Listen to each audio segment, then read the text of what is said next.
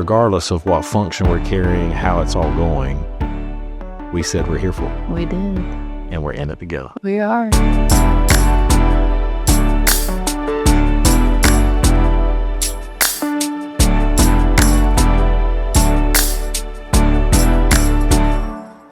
Hey. Hey. Episode 2. Didn't get canceled. We'll see. Nelson ratings haven't come out yet. Given our topic today, it might. Yeah. So, how are you? Great. Yeah, me me too. I can't too. wait to talk about conflict resolution with you today. Oh, let's do it. Let's get into it. Yeah. So, we asked the staff several months ago, and they've been kind of sending us stuff. And what we want to talk about today is how do we really get to a place of resolving conflict? Because conflict is inevitable. It's going to happen. So for people that say they don't fight with their spouse, they scare us to death. I'm like, somebody's not being honest. Yeah. I literally just told somebody the other day, they were like, we're just now fighting after they were engaged. And they were like, we're just now. We rarely ever fight. And I was like, somebody's lying. Buckle up. Buckle up, buttercup. It's getting ready to get real. And I was like, people that I feel like are the healthiest are the ones that are fighting. And I mean, fighting can get to an unhealthy spot. Don't get me wrong. But it means that both of you are actually expressing what's inside. How do you fight well? Yeah, how do you fight together? well? And people have coined that fighting fair and all this stuff. I don't know. I don't think we've ever done that well. I think it's really been because we are two firstborns. We are very passionate. We're very hard-headed. Yes, people. and we are. Yes, and we like to turn the volume up. Yeah, and so we have to really learn that. Yeah, learn that. And so we have to really learn how do we communicate, how do we get to the other side of it. And we also want to talk about not just how to resolve it, but like triggers in marriage. Mm-hmm. One of our pet peeves, we say it all the time, you triggered me, but it's such a hot word. It's such a hot word. And the truth is, like, there's a lot of times that it wasn't you who triggered me. I had a trigger in me, and you something you did set it off. But it wasn't your fault that you triggered me. And I think sometimes that's a way of blaming the other person, where in fact, I would say, like, one of my favorite things to really talk about is that we married each other because we're opposite from each other. Physically, I really like that. But I was also attracted to you, and God put us together because we are opposite. And that's a wonderful thing. And we really love that before we get married. But there's something about after we get married that it's like, dear God, please deliver me from this.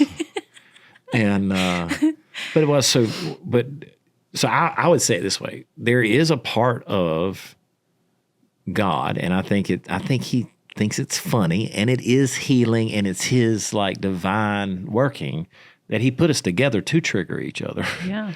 So that those things would come to the surface so they could be healed. And iron sharpens iron. And we have a tendency to talk about that with dudes in small groups instead of saying, hey. Or in friendships. Yeah. And that's all true. That's like Christianese terms. Yeah. Iron sharpens iron. Yeah, we need to get iron sharpens iron. And I'm like, yeah, but you're probably running from the actual iron that God put in your life, which was your wife, and vice versa, to really sharpen each other. That's right. And so, we want to talk about all that. And so why don't we, what do you think? Do you want to start with a story of how all this what was the major, it's probably the biggest fight that we've ever had. Oh, and how it really caused us to start this journey. Yeah. I would say we've, even when we were dating, I don't think we ever held back from each other. I mean, no. We would fight off and on frequently. So it's not like we came. It's not like we didn't know how to fight. Yeah. We didn't know how to fight, but we knew how to fight. So when we share all these things, I don't want anybody to get the misconception of this is something that we've navigated even when we were dating, engaged. Oh, yeah.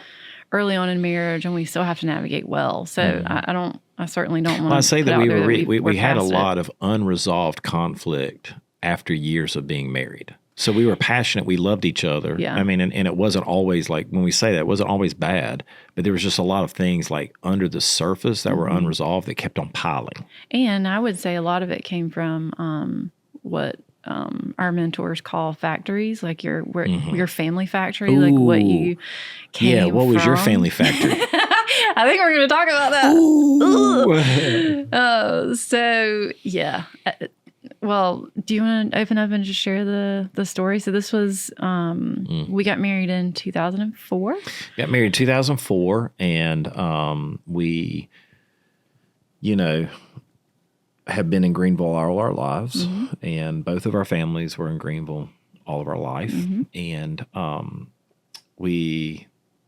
Dad transitioned the church to us going on 9 years, right? 9 years ago. So it was 2016, 2015? Yeah, 2016-ish. Yeah, I think so, because, we moved into our new building right around there. So anyway, and one of the things that he told me is it was really one of the wisest things that he ever said to me is he said on a golf course, which is where all great things happen, that he said, I want to be your father. I want you to go find a pastor. And so we joined Trinity Fellowship Association of Churches. Jimmy and Kim Witcher became our pastors. And really it started this new life for us. Open Door grew a lot in that season, or was beginning to grow. And the fellowship was out of Texas. And so it kind of began to open up this whole new world of two Eastern North Carolina kids.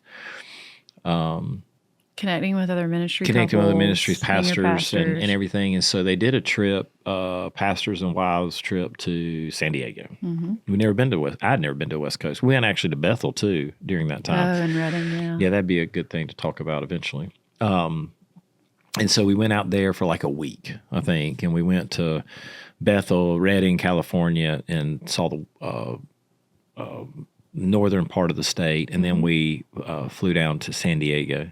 St. Diego. And that's never mind. And so we did that, and we went to this, and they had a couple there that was they were counselors, right? They were counselors, yeah. and they were doing intense therapy for pastors and their spouses. And honestly, all transparency, a lot of ministry couples really struggle. And so it was really good. We were excited to hear it. And we had not been into counseling yet.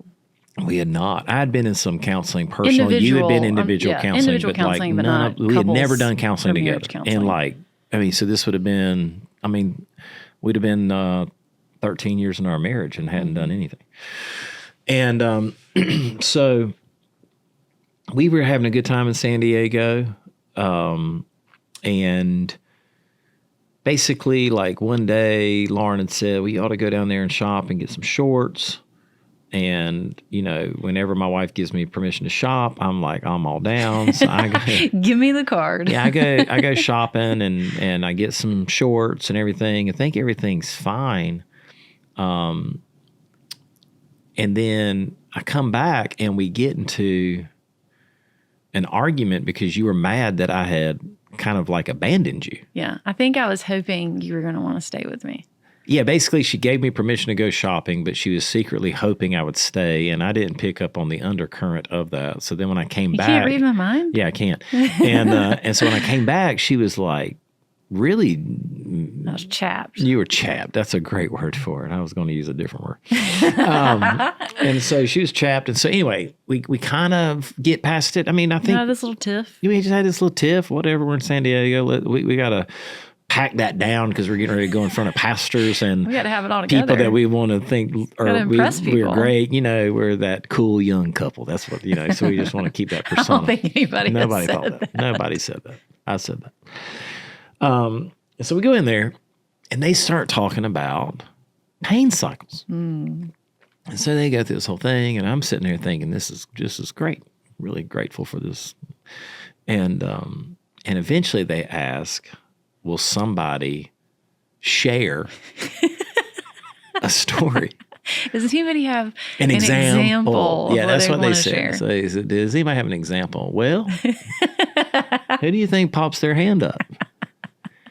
LK, who doesn't like to share anything. He's just feeling free as a bird in San Diego. I felt like it was relevant.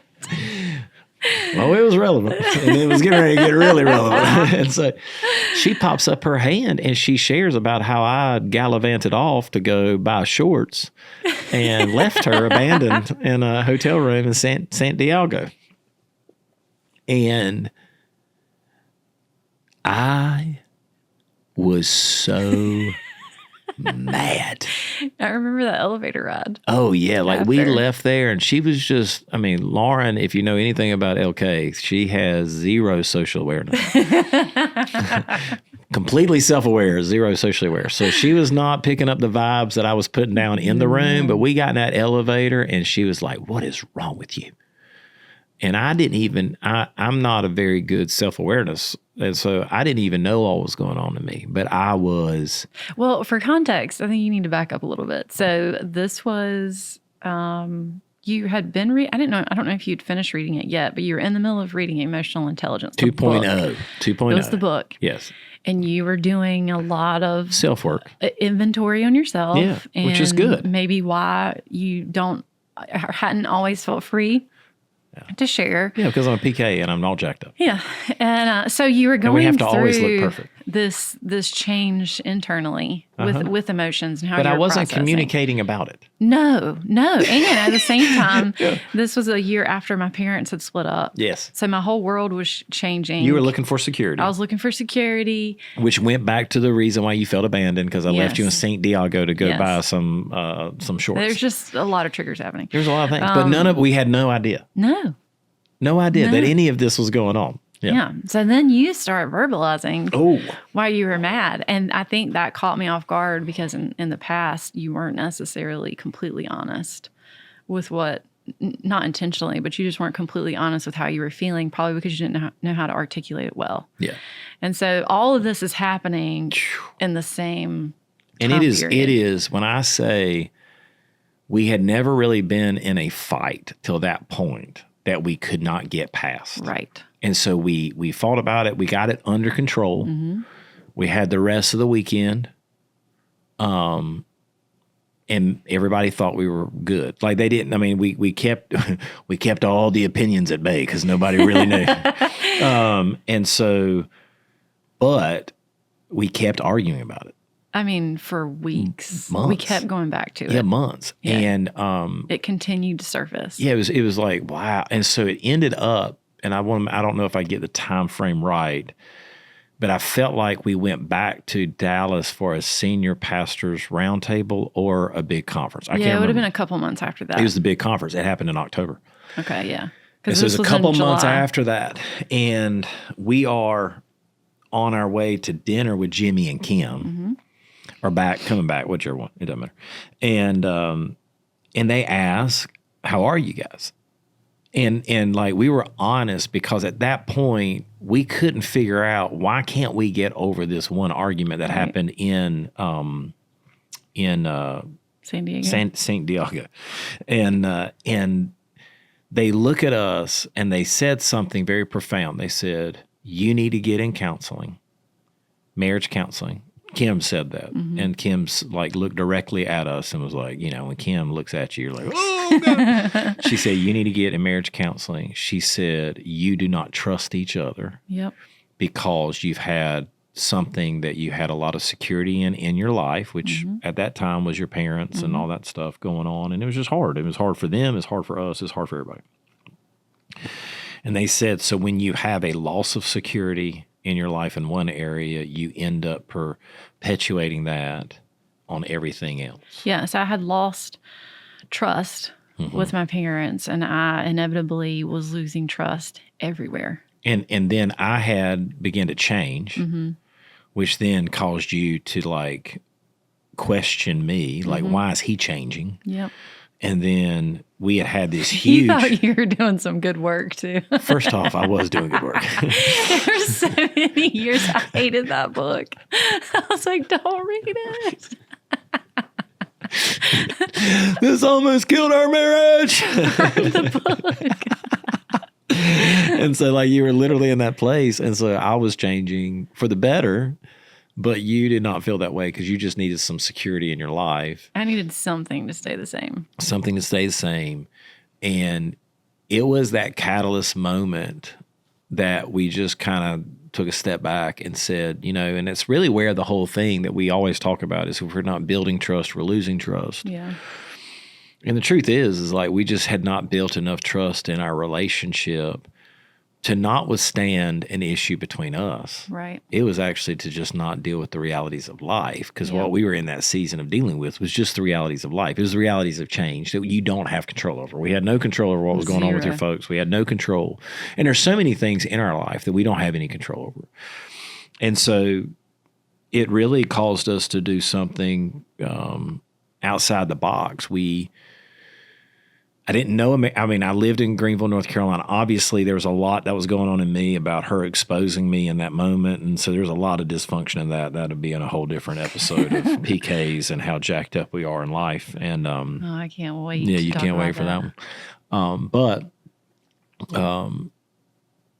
wasn't going to go to anybody in Greenville. Didn't know anybody. I mean, I feel like I know all of Greenville. We didn't feel safe to go because of our position to any place in Greenville. And so I Googled Christian marriage counselors in Raleigh, and that's how we found our marriage counselor. And God kind of brought us together. And so we began to learn these skills. And I would say that the first time we went to marriage counseling.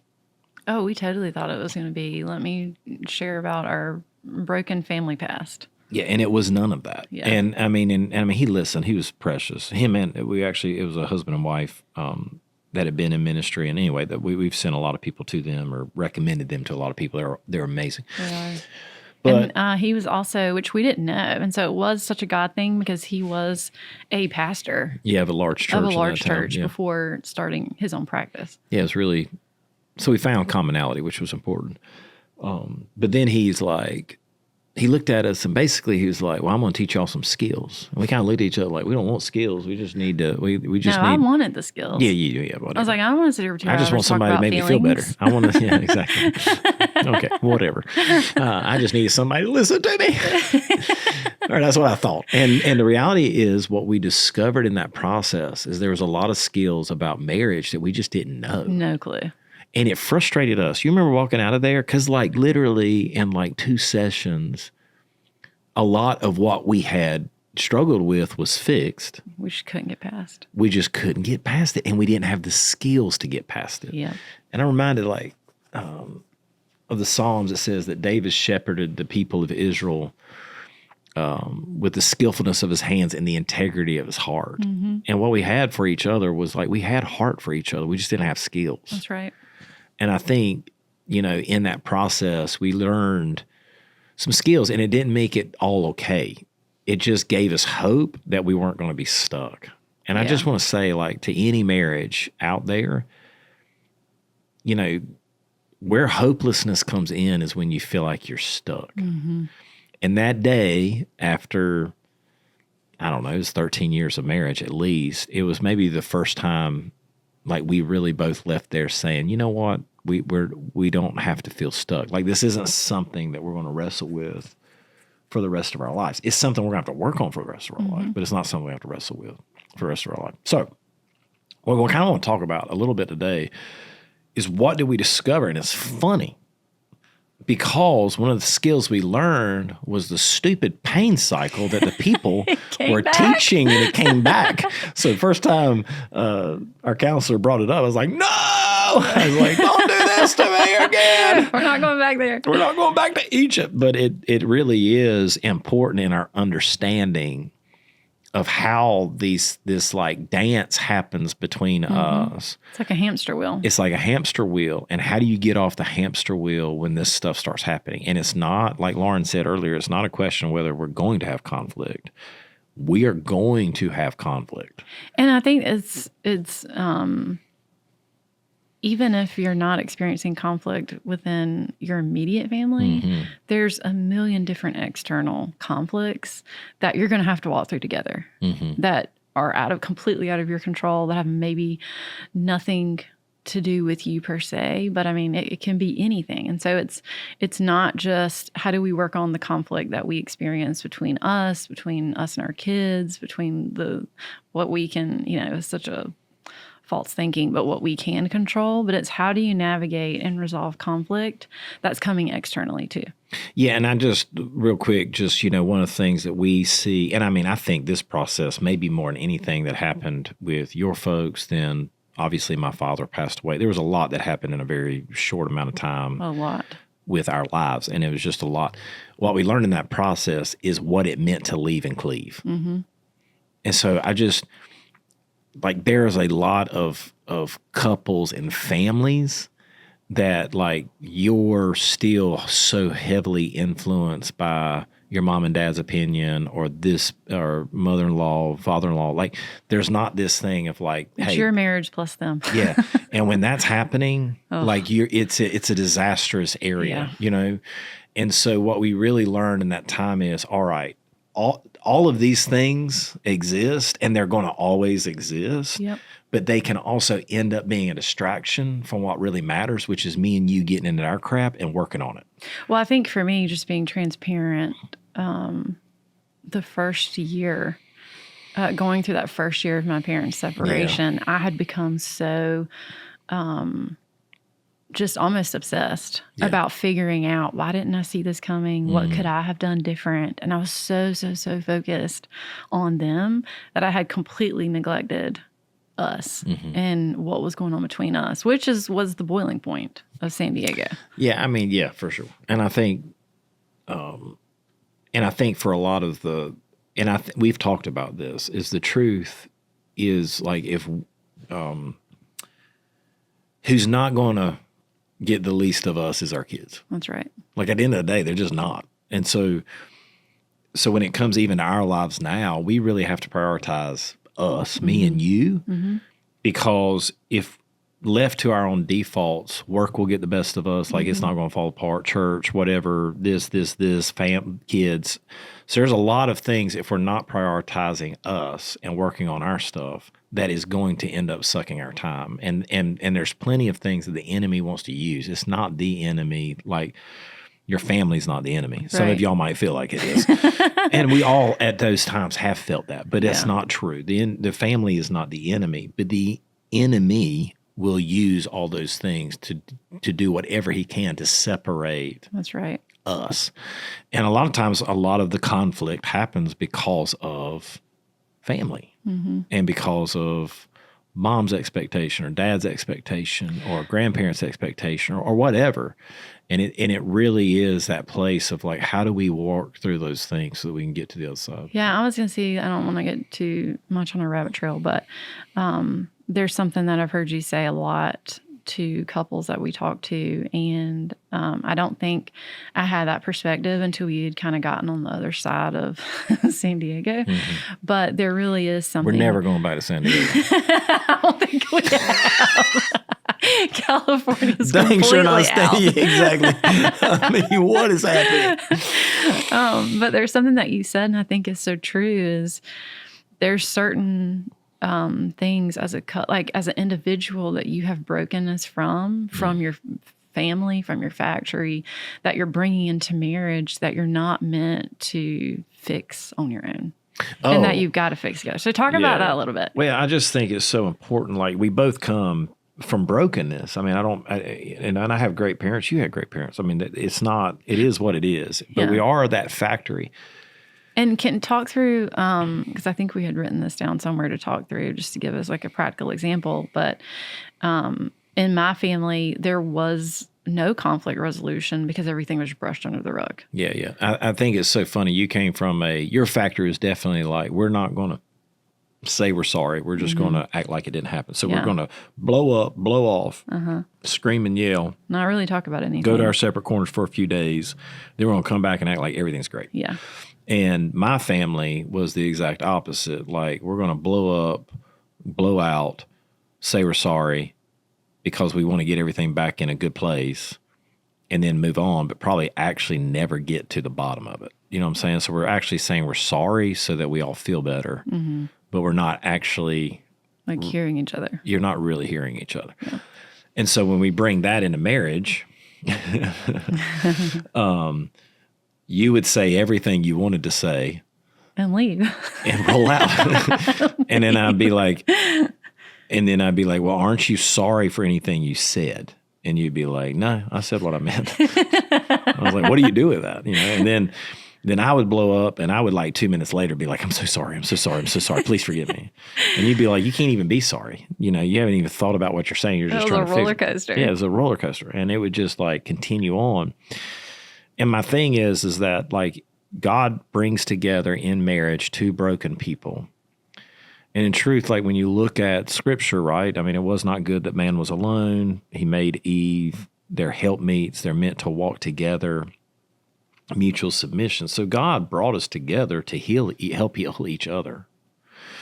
So one of the things that gets me, like at the end of the day, I mean, and this is not always true. So there are things like even today, I meet with a life coach or somebody who's helping me get better, and work through stuff. So I'm fine with like individual counseling.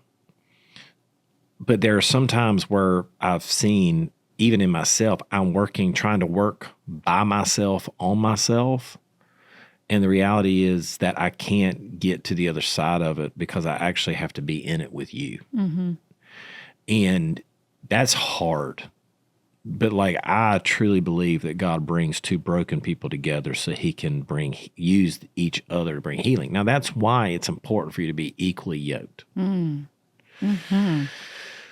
And so, even with the iron sharpening iron concept, yeah. I mean, being unequally yoked, I mean, you're not. Yeah, and I mean, I think that's like, I'm not saying that everybody has to be passionately, like madly in love with Jesus, on fire for Jesus. What I am saying is that like we really have to process, are we even going the same direction? Mm-hmm.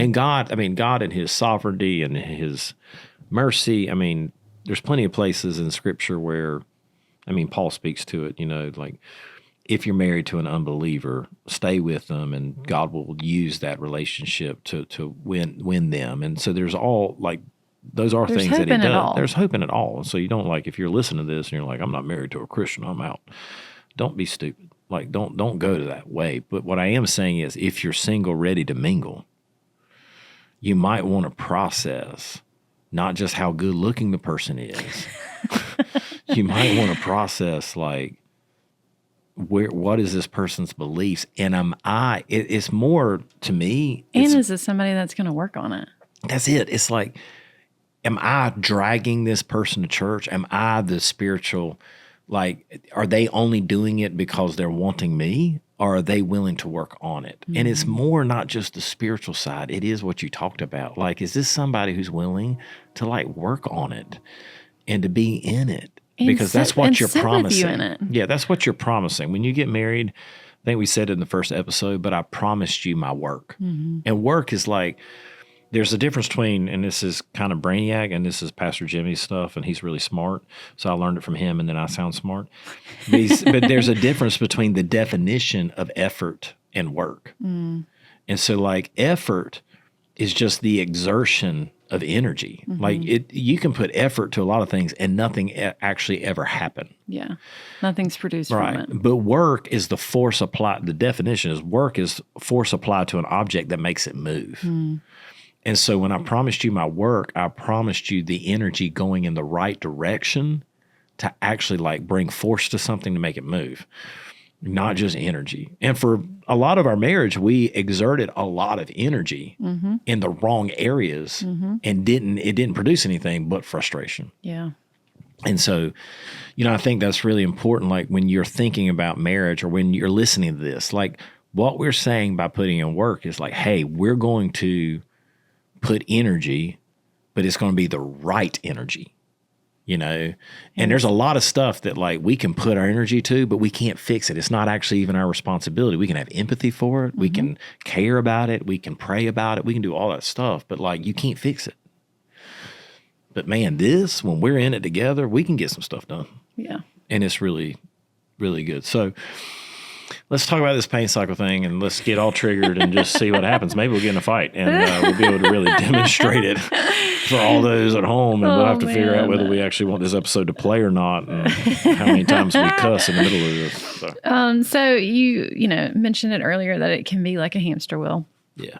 or spiral, or just something that a particular subject topic that just keeps coming up. Yeah, and have you ever been in that argument where you get flooded? It's a great word to use. Like, you get flooded by such emotion that you really can't control, like, your anger, your words, your frustration. That's what we're talking about. Like, it starts going, and then all of a sudden you just realize, like, I'm zero in control of anything right now. Completely. Like, yeah. So I have our conflict cycle.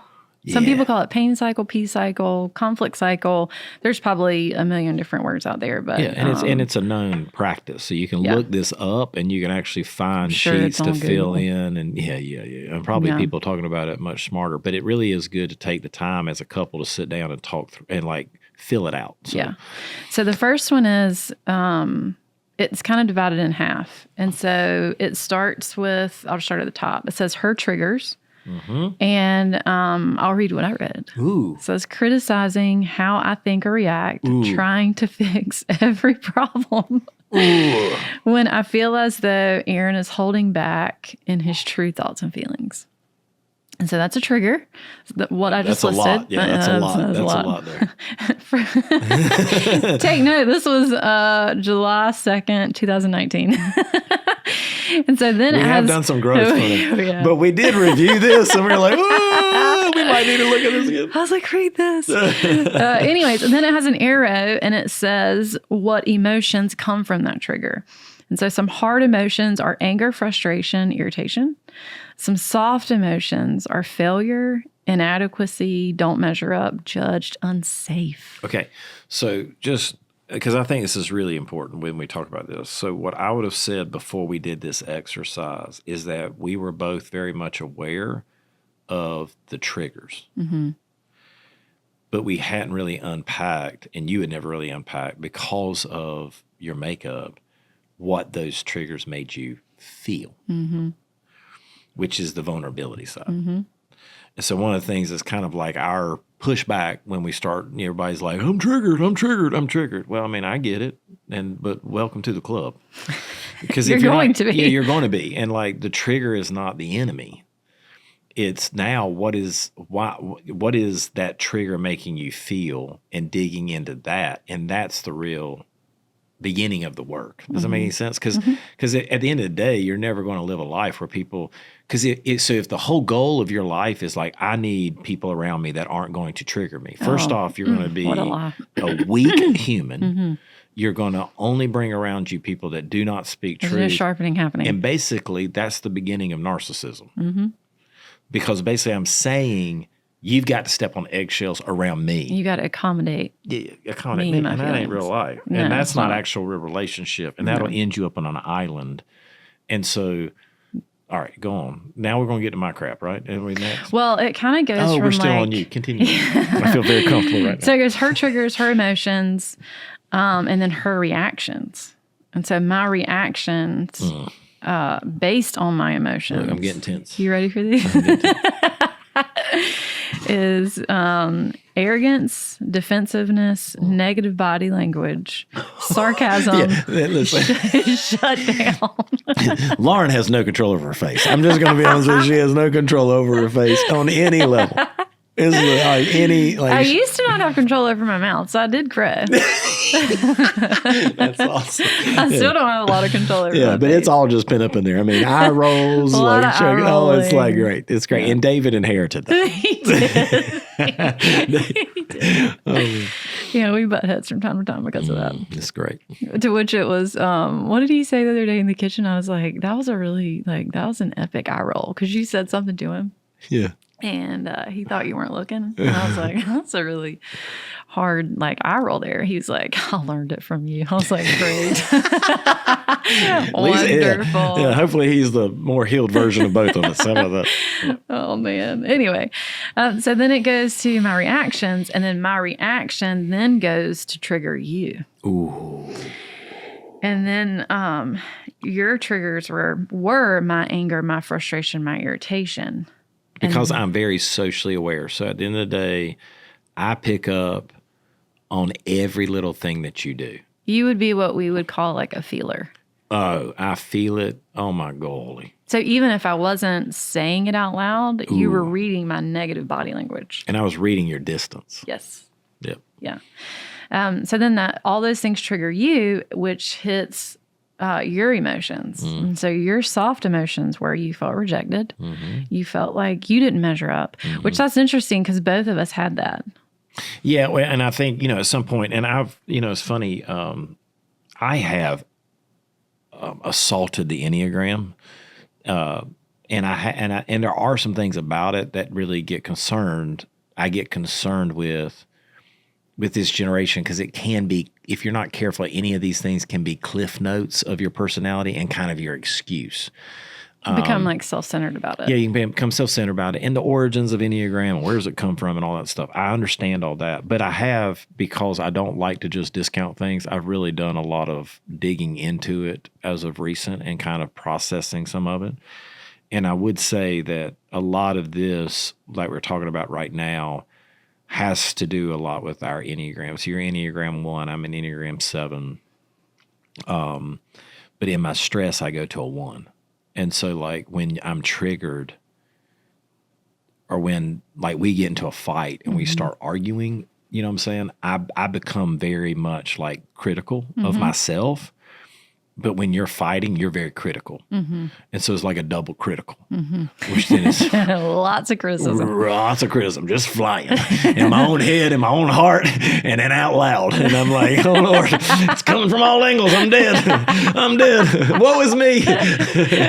And then I get into self-love. So I think that, like, for us, we've really had to learn a lot of different things from the pain cycle and kind of get into that place where we're not using any of it as crutches, but it kind of helps us discover our motivations. This is why I am. Yeah, it's not an excuse. This is what None my of this is family an did. excuse. This is what I've learned. Yeah, none of it's an excuse. And that's where, like, I get worried about strength finders and all that stuff at times because people just use it as an excuse to stay in their place when all of these things, if you just learn about it, use it correctly, it really is developing ourselves. So going with all the point is to get better. Yeah, man, we got to get better. We're doing the work. Yeah. Doing the work. We're doing it. Work on it. So then it goes through how my reactions triggered you and then you express emotions and then it hits your reactions. And so your reactions was fix it mode, earn it or perform. Which, I mean, that has nothing to do with me being a pastor in front of people all the time, right? What do you call me? What? When I start really entering into that performance mode, you call me, what's my nickname? Swayze? Swayze. Yeah, we got to take a whole episode on that. Oh, no, we do not need a whole episode on my performing. Good. Yeah. A good little thing to share. And then essentially withdraw. And then it hits the cycle again. So all of this picture is for you to fill it out and for you to see on paper how this is a complete domino effect and how you Jake, hit can we put links on this stuff for that? Yeah, great. So Jake just said he's off camera, so he's like over here. He's producing this, so we can get an empty one and put it and link it to the podcast that y'all can see it and work on it together. But essentially, what's in the middle is, and it might take some time to do it, by the way, because some of us are more in touch with our emotions and not. And I would say, like, give yourself, don't try to just do it together all the time. Like, there's that place, like, you work on it. Give it to each other. Give yourself some time to like really process this because this is not easy. Which, in our defense, we've talked about this. Yeah, that was crazy. They set us up for failure. Yeah, I was like, you tried to tell us about a pain and peace cycle in a 2-hour period of time, and we're the most jacked up people in the room. Don't be giving me the Cliff Notes version of the worst experience of my life. Yeah, they just opened up for heart surgery and then closed us back up. Yeah, I was like, what is happening? Oh, they're okay. They're pastors. We're jacked up. You just opened up our womb and sent me wound and sent me home. I was like, y'all are killing me. But in the middle of this, it says her needs and his needs. And so the goal of this, which you'll be able to see in this paper, is you can't stop from being triggered all the time. You can grow and get better. You've triggered me lately. But essentially, you're still going to get triggered. You're still going to have emotions because it's not that, like, God gave us feelings. Yeah. We don't want to be controlled by them to impact these reactions, but we do need to be aware of what's going on inside. So when it comes to triggers, emotions, instead of going from back through the circle, it has a pathway out and it says new pathway. Which then goes, I mean, there's a whole lot to dealing with new pathways, new ways of thinking in your mind. Yeah. But you have to start developing them in your marriage. And I would say, like, let's just be real. When you start talking about this stuff, it's usually really hard because most of us have like tapped this stuff down. And so it's accumulated. Yeah. And the reason why, like, we want you to really work on this and learn this is because you have to unpack some of the stuff that has been packed down so that you can get to resolve it so that it doesn't come up in your arguments. Well, and I think, too, I just want to make sure we say this because we've, recommended marriage counseling to a lot of couples and always will. I think the one thing that we've maybe not been forthright about is, depending on how long you've been married, oftentimes counseling you don't feel better. It actually can sometimes get worse before it gets better. Yeah. And that can be because of how many years you've been together, how much you've packed down, and you have to take those layers apart layer by layer. And the longer you've gone without it, the more you're having to pack. So that's why we're so talking about it with young couples all the time. Is like, listen, if we have one thing we wish we could redo in our marriage, it would have been that we would have gotten marriage counseling year one. Yeah. And I think that's the one thing about church. We do a lot of premarital, and we should, and I love premarital here at Open Door, and they do a great job. But listen, there's so much of that is theory. And then you get on the other side and you get struck by reality. Yep. And like, there's no playbook for it. And there's no because it is all situational. And so, and it's just like the culture's expectation is this is the happiest time of your life. Well, our first year of marriage was fun. I mean, you know what I'm saying? You could finally have sex without feeling bad about it. And then you end up in this place though, but you have to live with each other. Yeah. And you're fighting like cats and dogs, and it's like, it is. Or let's talk about the other side of it where you maybe not be, and you live under this misconception that we don't need it because it's good. Yeah. And it's like, hold on a second. But it's not great. It's not great. And there's just some things in your life that, well, I mean, it's interesting in creation. God created something, he said it was good. It wasn't perfect. And so we've kind of adopted this thing that there's just some things in our life that we can't just be good at, that we actually need to work to. So really there's that place of God created it good, gave it everything it needed to be great. But the difference between good and great is going to be some of the intention of our work in that process. Because he gave Adam and Eve a job, and that was to take care of the land. And so for us, like, we're just saying, hey, man, good is okay in a lot of areas in our life, but it's not okay in our marriage. Yeah. We're not going to settle for that. And don't wait to get marriage counseling when you're in a crisis. Please, dear God, no. That's terrible. Yeah. And I mean, a lot of people do that, and then they get past the crisis and they stop. And I'm like, no, that's how you got into crisis. That's the other thing. Like, they stop doing it and they get out of rhythm. Yeah, like, you don't know what you don't know. And there's a place where, like, thinking about this pain cycle that Lauren just went through, she didn't know how to say sorry. And I didn't know how to actually, like, sit in that place where we really talked through it. We and we had, I mean, in a lot of ways, there was some good examples there. Your parents hit some really rough spots, obviously, in a divorce later on in life, which we can talk about that. And we've talked about some of that. But like, I mean, I had parents that were together their entire lives. I mean, so it's not like there was something blaringly wrong. It just is what it is. And a lot of it is generational too. Yeah. And so you really got to work on it so that it can become great instead of waiting for the blow up, and just realize, like, this is all, it's okay. It's natural. Everybody's broken. Yeah. I mean, one of the things one of my counselors said one time about our kids, he said, if you have not given any other gift, because both of our kids are in like, we view it as like, you go to the doctor, not when you're sick all the time. You go to the doctor and get a physical, make sure you're healthy. And so we view counseling as that. Like, the best counseling is healthy counseling. It's like preventative maintenance. It's like, you actually go to get your oil changed in your car, let's just, and so we've really instituted that with our kids in different ways. And the guy said to us, he said, if y'all have done nothing more for your kids, you have made counseling normal to them instead of something they only do when they don't have any other option. Or something that you expect them to do, but you yourself aren't doing. Yeah, please. Like, that's the craziest thing ever. Like, and that's a big deal with me because, like, I am a pastor. So I see pastors all the time expect things from, like, their staff or put rules in place and they themselves don't live by them. But, like, the same thing happens in our family all the time. Like I'll be like, parents would come and be like, my kid needs counseling. I'm like, well, you in counseling?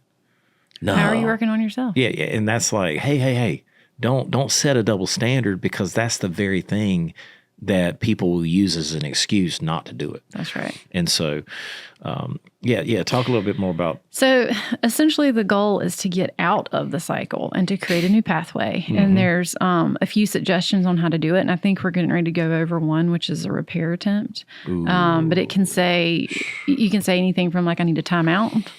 Let's take some time apart, an hour, regroup, get our emotions under control. Get yourself under control. Calm yourself down. Yeah. Do a repair attempt, articulate what you feel, what you need, empathize, apologize, and then essentially change. But do you want to go through the repair attempt? Yeah. So, one of my biggest issues that I think really hurt our marriage, that was part of my factory and just kind of like, I don't know, my makeup, is that I was quick to say sorry without really processing. And it was more a sorry to like get everything better, fix it. Which made me feel like you didn't really understand what you were saying sorry for. Correct. So you were, well, in fact, you were like, there's a lot of things we get into with that, but it really offended you more than anything because it was like, you're really not being intentional. I was like, you're not genuine. Yeah, this isn't genuine. There's no way this can be genuine. You're yelling 2 minutes ago. Now you're sorry. Yeah. You couldn't have switched that fast. And you're right. And so what we learned is how do we actually be intentional with repairs? And so there's a difference between saying I'm sorry and really coming to the place that I want to understand, And so the repair attempt really begins with understanding, that I want to understand what it felt like and what took place. It's active listening. And I would, defensive listening. Defensive listening. And that's really hard. So like active listening is like a very high emotionally intelligent skill. And it's very difficult. Like, I mean, top performers in just emotional intelligence, they are active listening, but it's very hard to active listen when you're in a pain cycle. And so that's why she said, take a time out so that we can actually come back together and we have our emotions under control.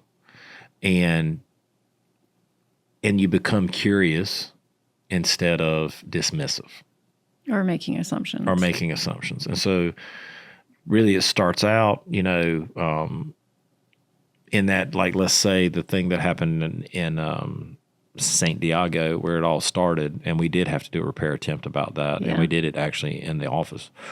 But it was more like, hey, Lauren, how did me leaving in that moment make you feel? And what did you sense? And what did you feel like? And she's able to then safely express her heart. And me actively listen instead of rebut. And where we had continually gotten tripped on that argument is she would admit this, she had told me to go do something, but it was actually a test of what I was going to do. And so we kept on kind of getting in this cycle where I was like, well, you told me to go do that. You told me to do that. Now you're beating my ass over it on the back end. Unmet expectations. That's right. And I'm like, that's what's going on. And so that's where we kept on circling. And so this kind of got us off. That was that new thing where like, I'm not going to defend what I did. I'm just going to try to listen because I love you of what it felt like to you. I guess it would be more like what people would call now like validating feelings. Yeah. And in this argument, what we actually ended up doing is we walked through a repair attempt for you, then you walk through a repair attempt with me. That's right. Instead of us trying to repair at the same time. Because a lot of times that becomes jockeying back and forth between two sides of still trying to figure out who's right and who's more wrong. And I mean, in this instance, we knew you were more wrong, but we had to give that. I'm just kidding. I'm just kidding. And so, you know, we go through listening to understand, wanting to understand, and then what we do is we repeat back what we hear so that the person knows that we understand. Yeah. And then the second one is when we feel really good. And so this can take some time, and it can take multiple attempts. That's why we call it a repair attempt. We empathize. Like we say, all right, I'm sure that really felt bad. I'm sure that me reading emotional intelligence and not talking to you and me continuing to like change when you have so many other things changing in your life made you feel insecure and made you, you get into that place where you empathize with what the person is feeling to the best that you can. And you express those things and you look them in the eye. And you're not being dismissive. Your body posture is for you, not against you. Empathy is really my strength. So. Yeah. Well, yeah. All the listeners need to go ask Wesley and David about that. Yeah, that's where Lauren's great. Strong at empathy. I'm getting better. You are getting better. It is, but it's taking some time. A few repair attempts. Some practice. Then you finally get to the place where you apologize. And I think that's like all this work has gone into now you can apologize because you know what you're apologizing for. Yeah. And I think for a lot of times, like because I wanted to fix it, I would own stuff that wasn't mine to own because I just wanted to make it okay with Lauren and us move past it. But the truth is that made me more resentful because I was owning stuff that I hadn't done wrong, but I also was kind of washing over all the things I had done wrong. And so this really lets you own what is yours to own and That's apologize instead of try to own everything. Yeah, because you were owning everything. Oh, I was you were owning nothing. I mean, nothing. I mean, you would have thought Lauren never did anything wrong in her life. I justified everything. Yeah, I justified everything. And then we get to the last one, which is change. And the truth is, like, one of our biggest probably like one of our biggest things that has been the hardest is like because of my factory, when you said you were sorry and the person said, all right, you're good, you were good. But Lauren, and this is actually, in my opinion, right, she views action way over words. She values action way over words. So like you can say you're sorry all day long, but if you continue to repeat the behavior, you're not really sorry in her mind. And so it really was like, are you going to change? And I'd say that how fast I was to say I'm sorry made it okay for me to continue on in the behavior instead of realizing that I really needed to walk through this process so I could feel the pain enough, like feel her pain enough that I really wanted to change. Yeah. And, it's funny because like one of the first things that you have to do in this is like ask, like, can we attempt a repair? And there's been a bunch of times where you're like, no, I'm not ready. We're not ready. Because I want to have a blow up fight in 15 minutes. Let's repair so that we can have a good weekend together and you'll still have sex with me in a few, I hate to say, but that's true. Like we're trying to like get it okay because I want to get it back under control. Yeah. And it's been like that place of like, hey, we really need to slow down and really repair this. And we don't do this, for the first few months and years, really, we probably did it like step by step, A, B, C, D. Now it's kind of become much more of like a rhythm and also, guys, we haven't gotten so much baggage anymore. We've unpacked so much baggage that we're not carrying. We're not keeping these big, long lists of accounts. And so it makes repairs a lot easier. But if you're struggling to like get past things, more than likely there's something really deep there that y'all really haven't gone through this process and repaired. And so I think it's really important. What do you think? I mean, I think it's really good.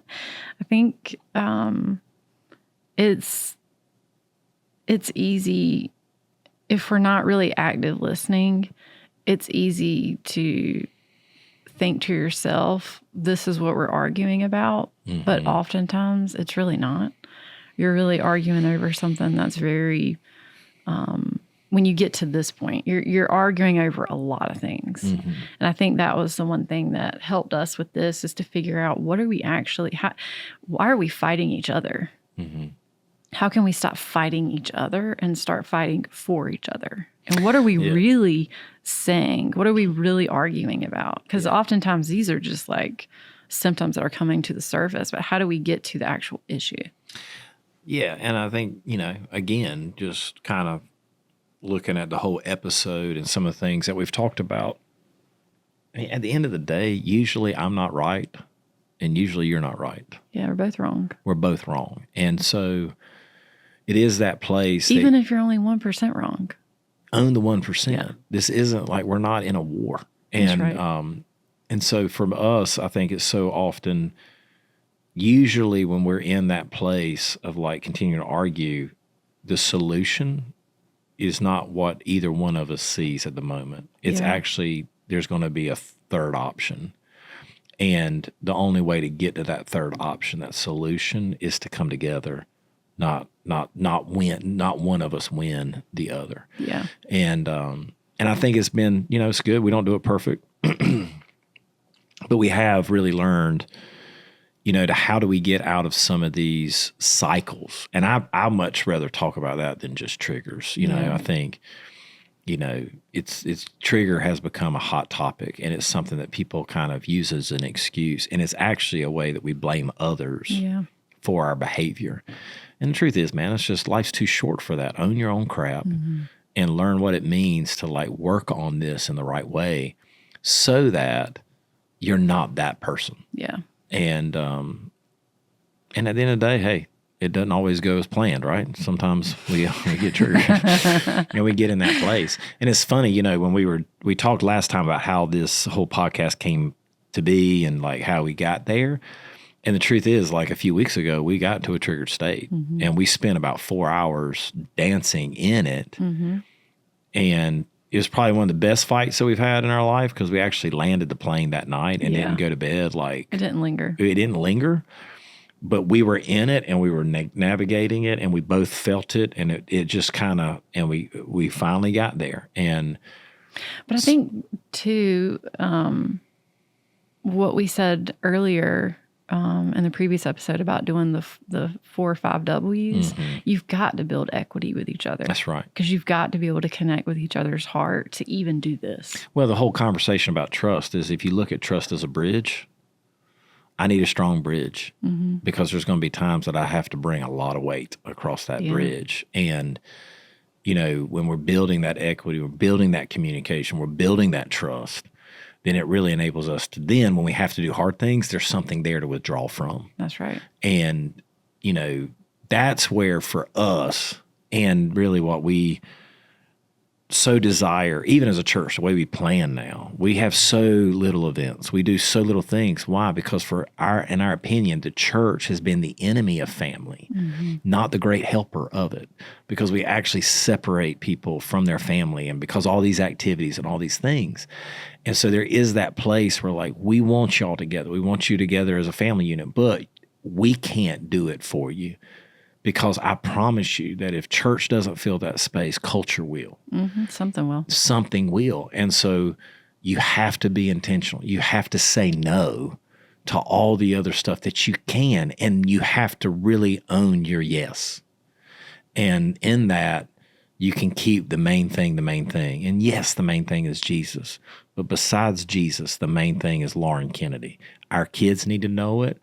My church needs to know it. This house, our staff needs to know it, that there is nothing that sits in that seat other than you and Jesus. And it is awesome when we live out of that priority and what God set in place. And man, we can take on a lot of stuff. Yeah, so, we can. Here for it. I'm here for it. True that. Hey, do you want to do a little teaser of what we might get into next time? Yes. Why don't you? we're going to go into another Erin triggered state, and she's going to talk to you about. This kind of coincides with a little bit of what we talked about today. It can just be another layer of conflict resolution. Yeah, but it's good. It's really understanding. We mentioned about the factory, like where you come from, and your family background, your factory can shape your attachment style. Yeah, and how we attach to each other. Yeah, and so there's 4 different attachment styles, and I think we want to dive into this. Yeah. This specific topic, and we could relate to parenting too. Next episode, well, but there's a lot there. There's a lot there, and how we even parent our kids. Like, there's a lot. Like we've gone through some seasons, because we do have a teenager, of like hard seasons of parenting where they are distant or we're more connected than others, and learning how their styles are, our styles are, has really helped us know what's going on, so that we don't go to those corners, go to those holes, but we actually kind of like lean into each other as much as possible. So hopefully we can deep dive into that little next teaser. time. So yeah. I'm having fun. You having fun? Yeah. You're getting there. All right.